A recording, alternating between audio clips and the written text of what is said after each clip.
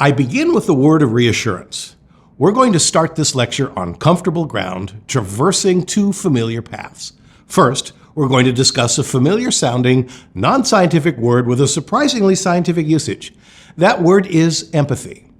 The second path is a word we've discussed before, but it doesn't have lay audience pedigree. That concept is theory of mind, discussed previously in lecture number 1.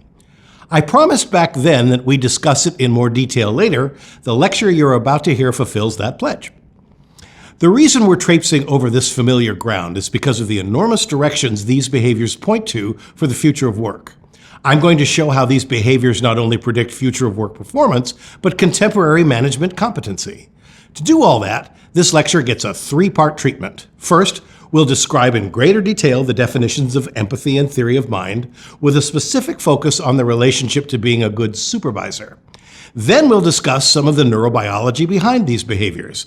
I know that's not familiar ground, so I promise to keep it simple. Thirdly, we'll talk about ways to improve these cognitive gadgets and what these improvements mean for the future of work.